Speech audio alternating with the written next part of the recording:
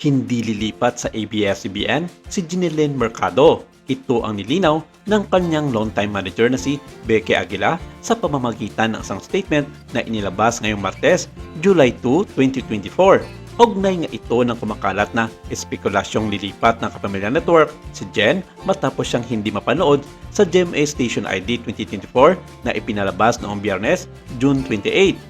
Marami ang nagtaka at nagtanong kung bakit wala si Jen sa bagong station ID ng GMA7 gayong isa siya sa pinakamalaking bituin ng nasabing network. Homegrown artist din ang artist dahil nagsimula siya sa relative-based artista search ng Kapuso Network na Starstruck noong 2003 kung saan siya ang itinanghal na first ever Ultimate Female Survivor. Ayon kay BK, nananatiling loyal si Jen sa GMA7. Wala raw si Jeneline sa station ID dahil she was unavailable that day. Tiniyak din ng veteran talent manager na inimbita ng GMA7 si Jeneline upang maging bahagi ng station ID at labis daw nila itong na-appreciate.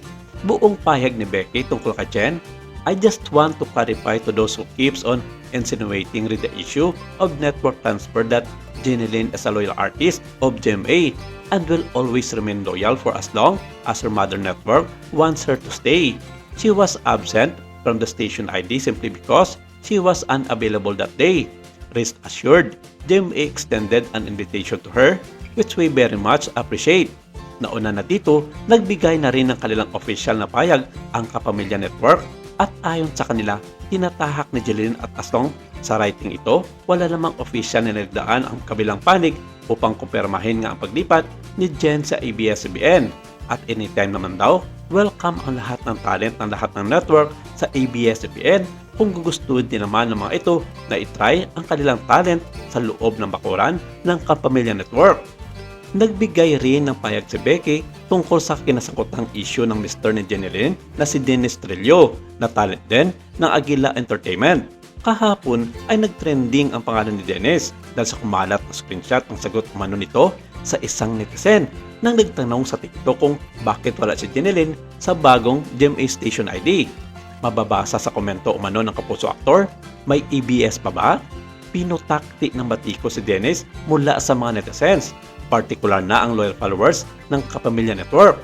Bagamat wala ng franchise ang ABS-CBN matapos hindi ito marinyo noong administrasyong Rodrigo Duterte, hindi lingid sa kalaman ng marami na napapanood pa rin ang mga programa nito sa iba't ibang platforms at channels kabilang na ang GMA7.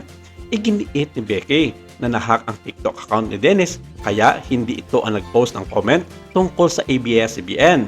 Nauna nang nagbigay ng payag ang Chief Executive Officers ng Aguila Entertainment na si Katrina Aguila at ang General Manager nitong si Jan Enriquez kung saan sinabi rin nilang nahack ang TikTok account ni Dennis.